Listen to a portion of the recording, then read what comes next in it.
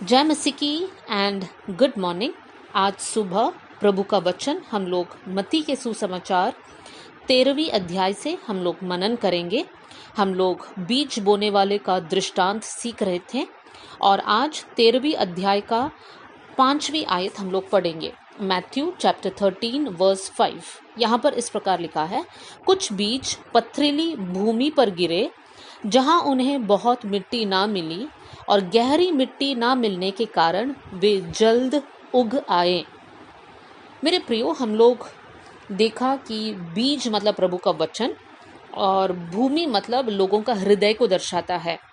कल हमने देखा मार्ग के किनारे एक प्रकार का भूमि है, एक प्रकार का हृदय है, और आज हम दूसरा प्रकार का हृदय देख रहे हैं, पथरीली भूमि। और यहाँ का विशेषता ये है कि पथरीली भूमि में मिट्टी कम है, इसलिए जो बीज गिरा वो जल्दी से उग आ जाता है, लेकिन उसका जड़ गहराई तक नहीं जाता क्योंकि ये पथरीली भूमि है। और जिस कारण वे जल्द उग तो आते हैं, लेकिन सूरज निकलने पर वे जड़ नहीं होने के कारण सूख जाता है। उसका 6वीं आयत में हम ये पढ़ सकते हैं। इसका मतलब क्या है? इसका मतलब समझने के लिए 13वीं अध्याय का 20 और 21 को हम लोग देखेंगे।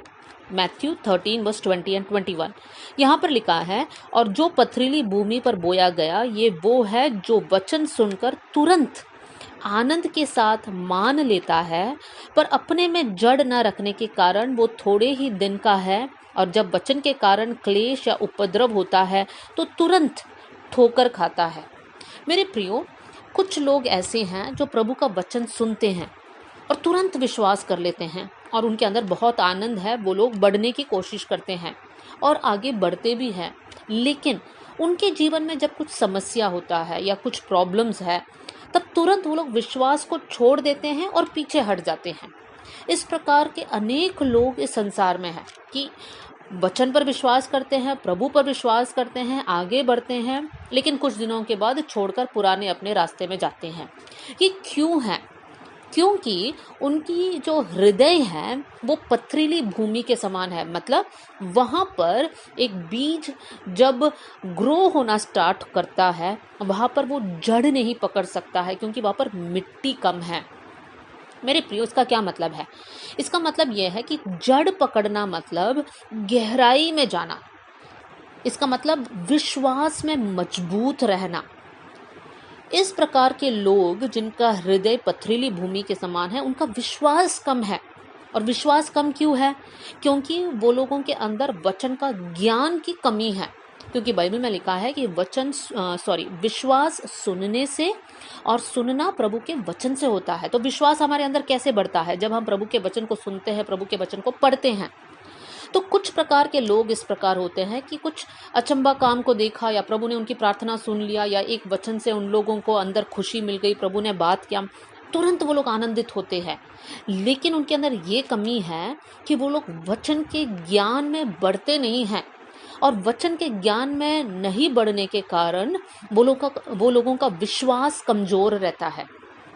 और विश्वास कमज़ोर होने के कारण एक प्रॉब्लम आ गया, फिर वो लोग परेशान हो गए। फिर उनको लगता है क्यों हम विश्वास में आए, क्यों प्रभु यीशु को हमने माना, इससे अच्छा तो हम लोग नहीं मानते। और इस प्रकार का सोच को एंटरटेन कर कर वो लोग विश्वास से पीछे हट जाते हैं। लेकिन मेरे प्रिय भाई बहनों, हम लोग विश्वास में दृढ़ होना ज़रूरी है हमारे लिए। वचन के ज्ञान में हम लोगों को फर्म रहना ज़रूरी है, स्ट्रॉन्ग रहना ज़रूरी है। तो उसके लिए हम क्या करें? हम लोग हर दिन वचन को पढ़ें, वचन का ज्ञान को हमारे अंदर हम रखें, और उसके बाद हम लोग हमारी आत्मिक जीवन को आगे बढ़ाएं।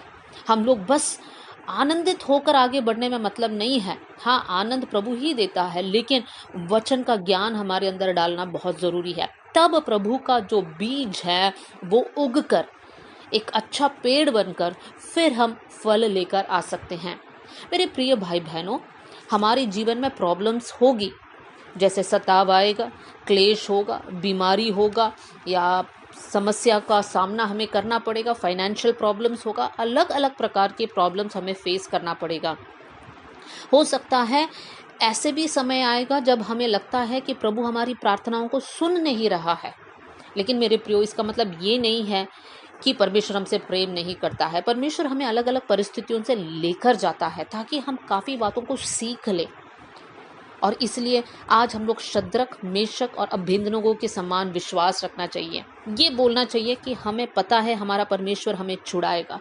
अगर नहीं भी छुड़ाए तो भी हम प्रभु यीशु को नहीं छोड़ेंगे। क्या इस प्रकार का विश्वास है हमारे अंदर? नहीं है तो हम प्रभु से कहे, प्रभु हमारी विश्वास को आप बढ़ाना, वचन को ज़्यादा से ज़्यादा आप पढ़िए, वचन पर ध्यान दीजिए, परमेश्वर आपको मदद करेगा। आइए हम लोग प्रार्थना करें।